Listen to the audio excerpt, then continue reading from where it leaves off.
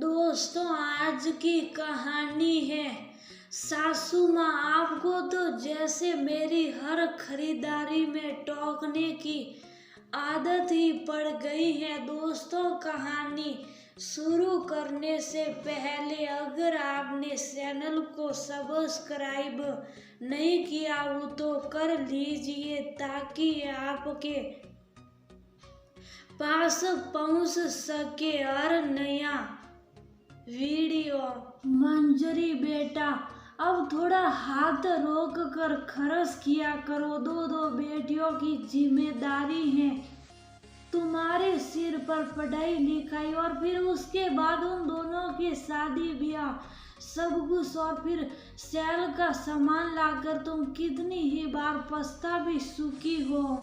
गंगोत्री मंजरी को टोकते हुए बोली। अभी अभी मंजरी बाजार से लौटी थी और वह बाजार सब्जी लेने गई थी और सब्जी की जगह तीन साड़ियाँ खरीद लाई थी, और वो भी सेल से। मम्मी जी, आपको तो मेरी हर खरीदारी में जैसे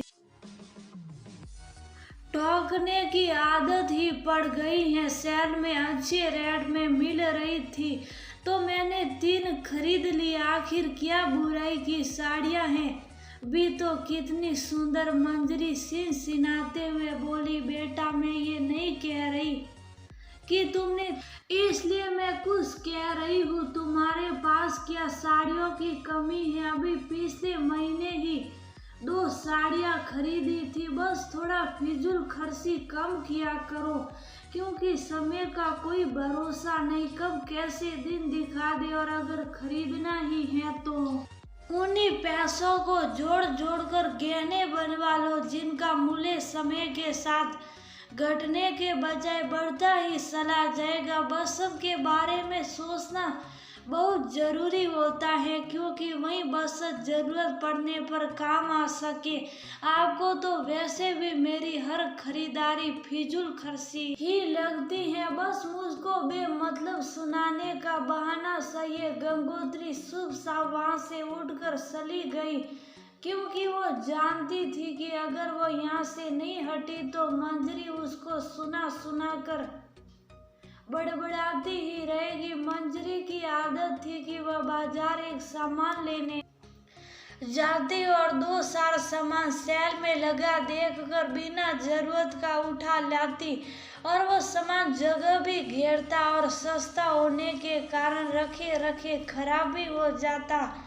गौरव की जनरल मर्चेंट की दुकान थी, लेकिन मंजरी अपनी आदत से बाज नहीं आती। कभी बेटियों की ड्रेस खरीद लाती जो कि अक्सर एक ही धुलाई में बदरंग और छोटी हो जाती। कभी कोई प्लास्टिक का सामान उठा लाती जो कि बहुत जल्दी टूट फूट जाता। अक्सर ही कुछ ना कुछ बचत की आदत तो जैसे उसको बिल्कुल भी ही थी ही नहीं। खाने में भी 2-3 तरह की सब्जी बना लेती। अब गिनती के 5 लोग कितना खाया जाए तो वह कूड़े में फेंकी जाती। एक समय की बसी दूसरे समय ना खुद खाती और ना दूसरे किसी को खाने को देती। और अगर गंगोत्री टोकती भी तो मंजरी बहुत ज्यादा बुरा मान जाती और गंगोत्री पर बड़बड़ाने लगती।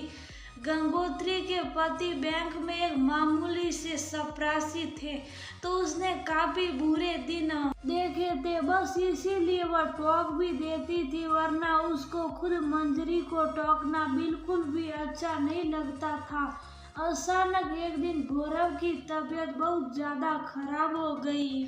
बीपी इतना हाई था कि उसके पैरालिसिस का अटैक पड़ गया। अब घर में अकेले गौरव कमाने वाला था। दुकान तो बंद ही हो गई और उसके इलाज के लिए मंजरी को जो कुछ थोड़े बहुत गहने थे, अपने उन गहनों तक की कुर्बानी देने के बाद भी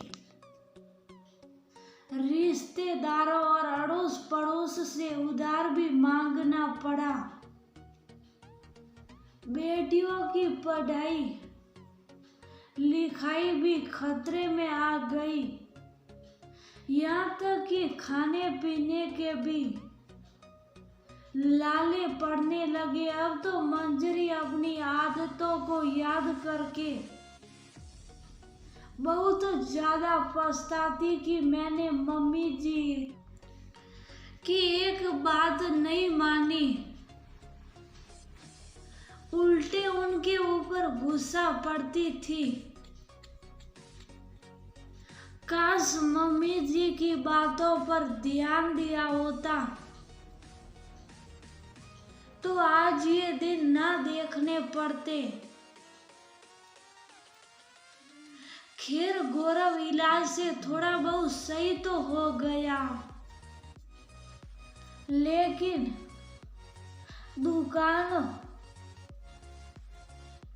पर बैठने के लायक नहीं रहा और इसलिए दुकान की बागडोर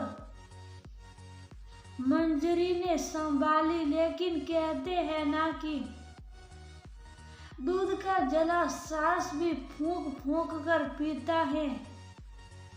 मंजरी अब तो एक एक पैसा हाथ रोक कर खर्च करती, बिना जरूरत के किसी भी सामान पर हाथ नहीं डालती। समय ने फिर से पलटा खाया और धीरे धीरे सब कुछ सामान्य होता चला गया।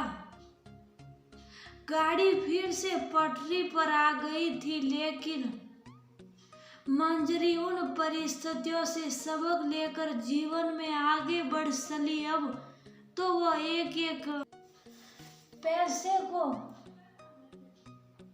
बहुत संभाल कर खर्च करती